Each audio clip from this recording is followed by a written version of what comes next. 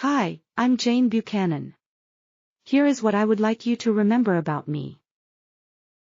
I was born in 1836, the only daughter of Andrew and Jane Buchanan in County Tyrone, Ireland. They already had 7 sons. My father was a thoughtful man, and decided that moving the family to Canada had its perils, but offered freedom from the mass starvation that was threatening Ireland, as well as an opportunity to own large tracts of our own land, and freedom from the religious strife that plagued Ireland. In the spring of 1847 we sailed from Londonderry for Canada. Our wooden sailing ship was damaged in a storm and had to return for repairs. I remember a fellow passenger saying to my father, "You have a grand family, Mr. Buchanan." With a twinkle in his eye, my father said, "Yes indeed, I have 7 sons and every son has a sister." The other man was very impressed. 14 children. That has to be the grandest family on the boat. The humor in this exchange was that I was the only daughter, so I was the sister to all 7 brothers. We reached Canada on our second try, but arrived with a plague of fever on board. My father and an infant daughter of my brother William died while we were in quarantine at Kingston. From there we stayed briefly at Esquissing, where the men earned a little much-needed money working in the harvest. Then we went on to North East Hope, where we women and children spent the winter, while the menfolk were finding land to farm north of Stratford. Early in the new year we joined them in establishing farms in a wilderness of big trees. I kept house for my brothers John and Samuel.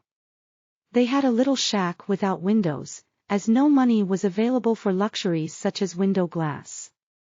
When weather permitted, we left the door open to provide light. Otherwise we used candles. In 1856 I married a wonderful man, James Watson Jr., whose parents James Watson and Elizabeth Linnan were from Scotland. We had a family of 13 children, certainly a grand family, to use the words of the man on the ship. Around 1870, some of the men occasionally traveled to Nevada to work in the huge underground silver and gold mines. These mines paid 2 or 3 times as much as employers would pay in Ontario.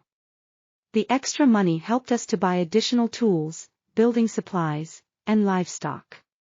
And as our children grew older, they were also facing the need to buy farms or businesses of their own.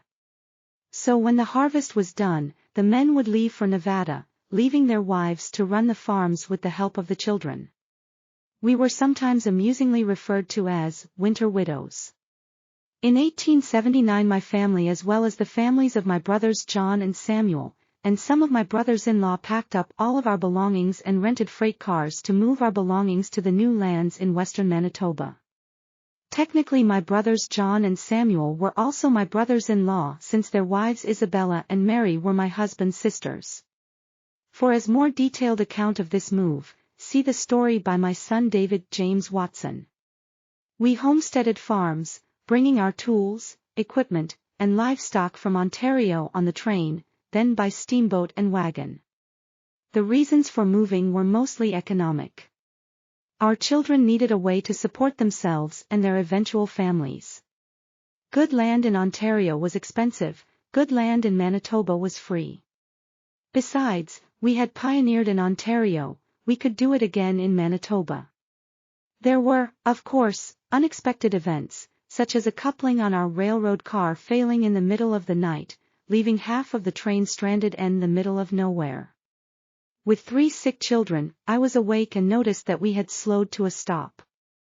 I sent people to find the conductor, who organized men with lanterns to go both ways down the railway tracks to warn any oncoming trains. When our train discovered that we were missing, they came back for us. We homesteaded in the Spring Hill district 10 miles northwest of Neepawa. At that time, and then in 1885 we homesteaded where the village of Riding Mountain was later built. That summer James and our oldest sons lived in a tent and cut logs for the buildings and grew a crop of potatoes for winter. In 1886 they built our log house and barn and we moved from Spring Hill. My family took an active interest in local government. My husband was elected as the first reeve when Rosedale Municipality was formed. James helped to survey a road to Dauphin, and later our home was the stopping house, where travelers on the stage between Neepawa and Dauphin could have a meal and change horses for the next segment of the trip. On the return trip, horses were again changed. I acted as nurse many times when the pioneers suffered injuries. In these pioneering days, neighbors needed to take care of each other in order to survive. We found joy in helping each other, knowing that our neighbors would be there to help us in return. In short, we learned the value of the great commandment to love one another, as Jesus taught. I hope you enjoyed my story.